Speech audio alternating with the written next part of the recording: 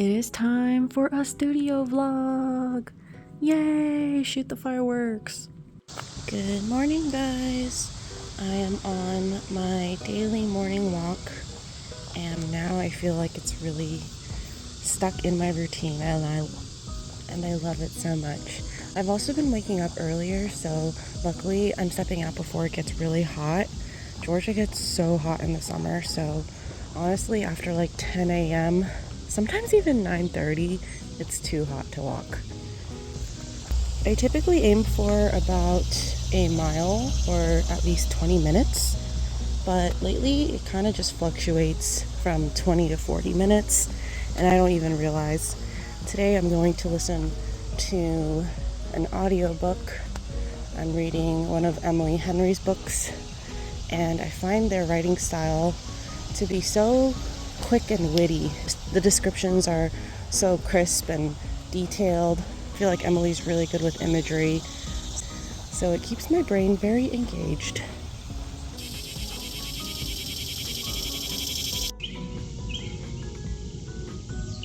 Currently have 61 open orders, and I'm not in a huge rush to get these done because I'm at a pretty good pace right now. I just printed the pile of invoices that were open in my shop, so this is probably around 60 orders. I just picked up this little gadget on TikTok Shop, and you wear this around your neck and you put your phone in here so that you can basically be hands-free while filming, and I really wanted to try it out. I kept seeing the videos and then I was like, I don't know if I'm gonna like that, but sometimes I like to film longer content walking around my sticker shelf, so I thought maybe I should give this a shot. And my boyfriend has been cooking and baking a bunch, so I thought it'd be cool to see if he could film himself doing some stuff. He tested it out and he felt like it was a little too heavy, so let's give it a shot and see how it is for packing orders. This thing is like right in your face though, so you're not really seeing anything but the phone in front of you. I might need to borrow my boyfriend's phone to show you guys what this looks like.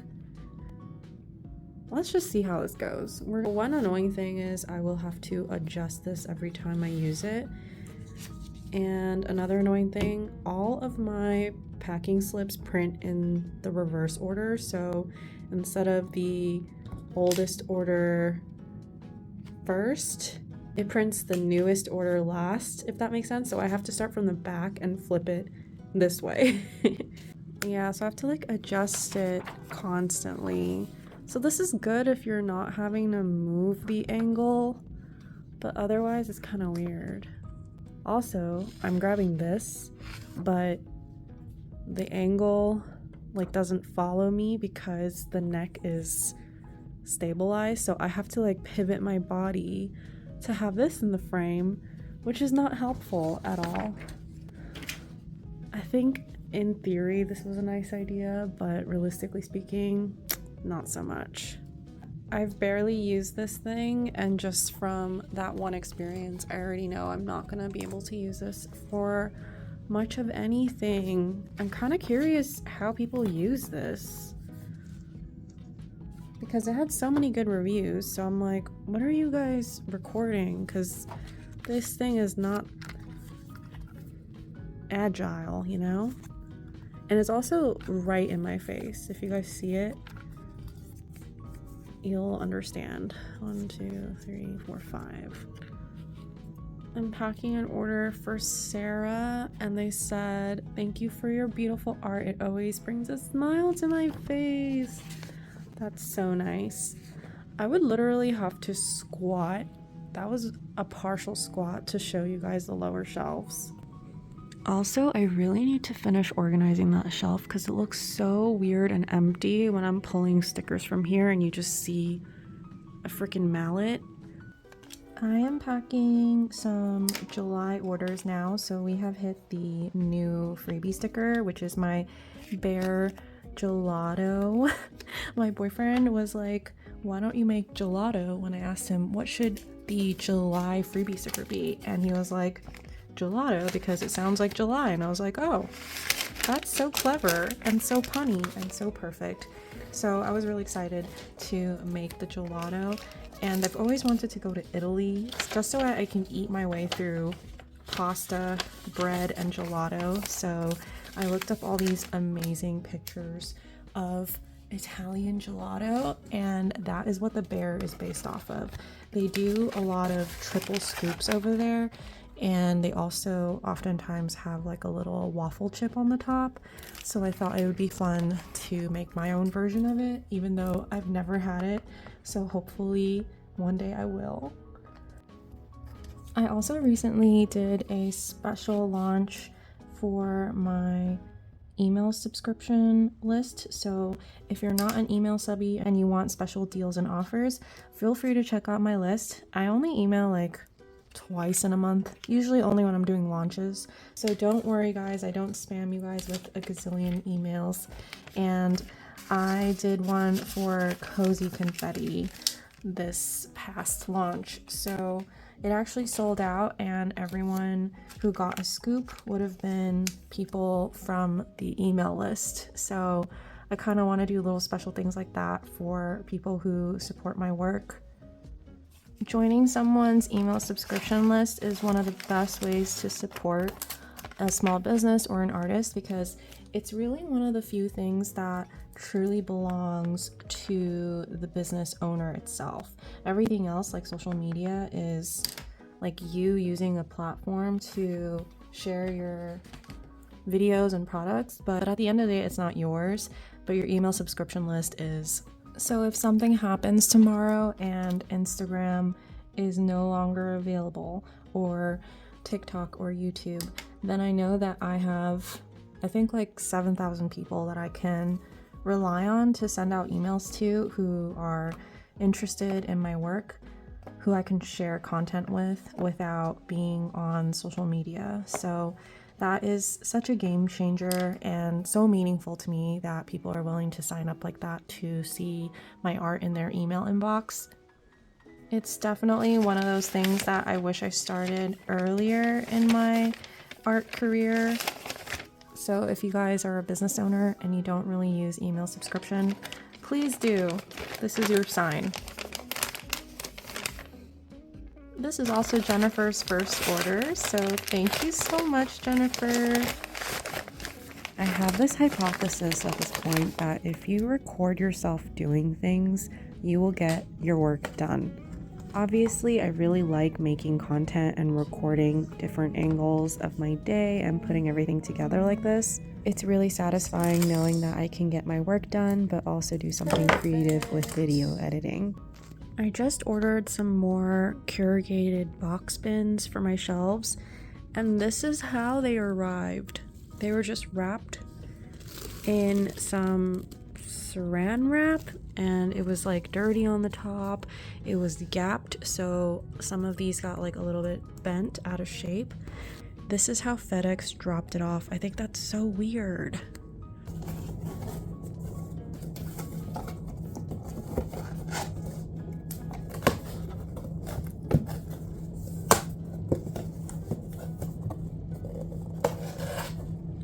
So cute. It's shorter so that I could have two sitting back to back.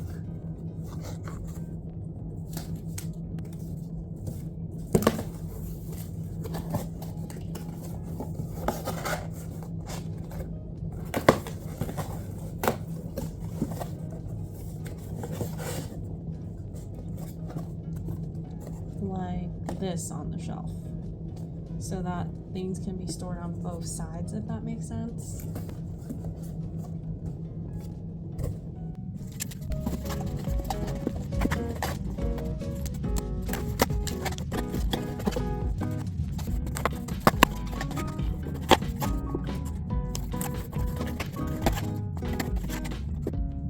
I just made 6 of them and they turned out pretty good. They're really easy to assemble, and I think they're not as sharp on the side as the other boxes I have. The other ones I have are razor sharp, so occasionally when I'm grabbing sticky notes, I get paper cuts from them. So I feel better about these You guys might be hearing my air purifier in the background. I definitely went ahead and contacted the shop that I purchased this from to let them know that the packing wasn't safe. Luckily, I think that's the only one that's really like dirty, and once it gets folded, I think it'll be okay. But oh my gosh, what if it rained? It would have just seeped through everything. This whole side was gashed open. I ended up packing a decent amount of orders, but they were kind of hard to record because I was running back and forth from my desk to different parts of my office. So I ended up not filming that for this video, but I got a lot of work done because a lot of my short form videos were recorded for social media. So I think that worked out really, really well. My day has kind of come to an end, so I think I want to really prioritize getting all of these sticky notes quality checked because I still haven't finished it.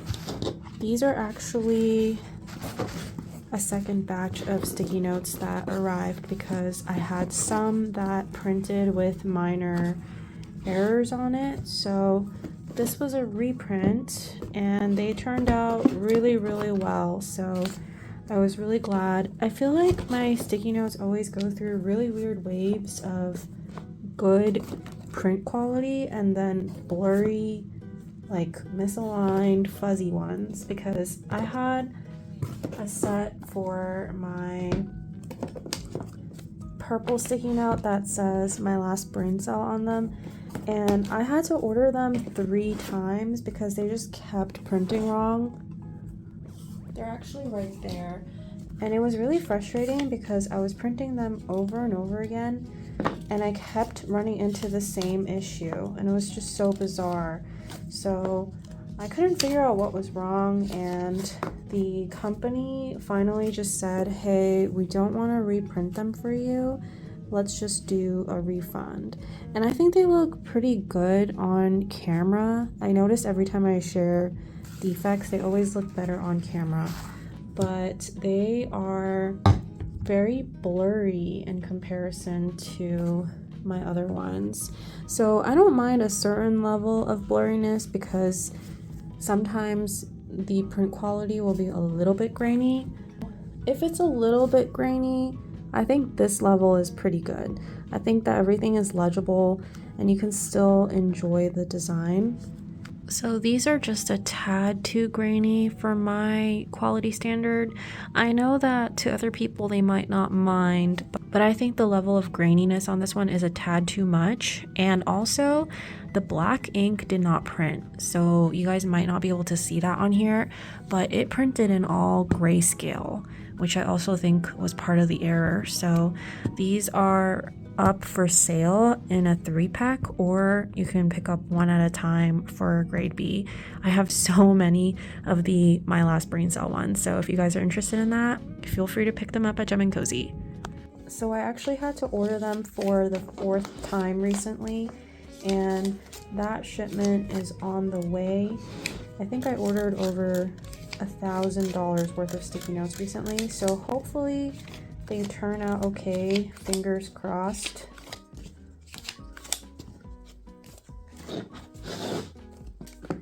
And these printed really well.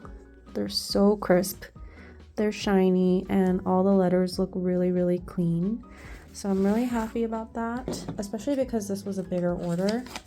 And I typically print about 50 to 100 sticky notes at a time.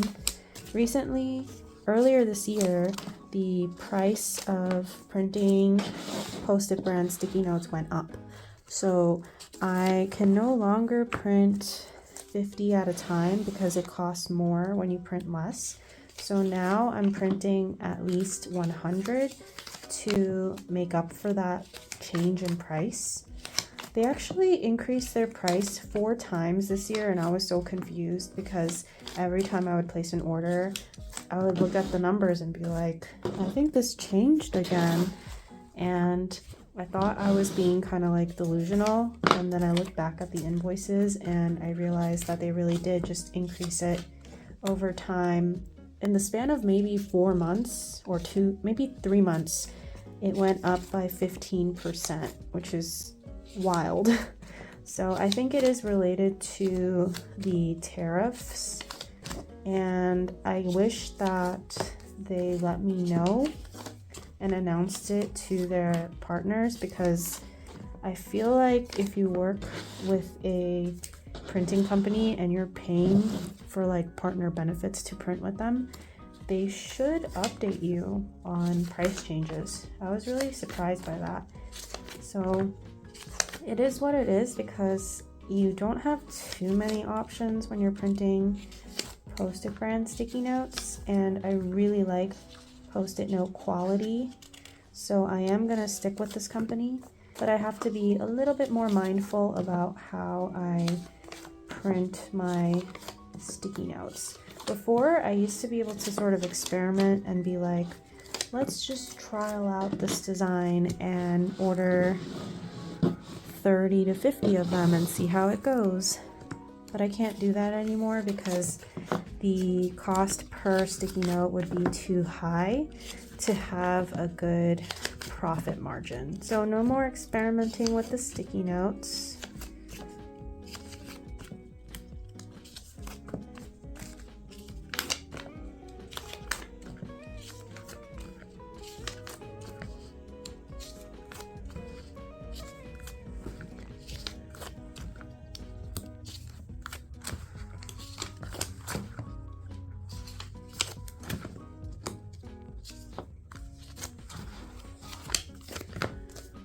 Now that the cover sheets are peeled off, I can go back in and look through the sides and the top to make sure everything's good.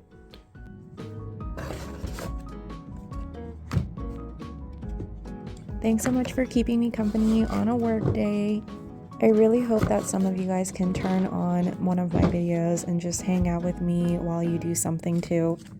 It's always nice to have a little company while you're doing something or just hanging out, even if it's from afar. If you enjoyed this video, please let me know by giving it a like, and I'll see you guys next time.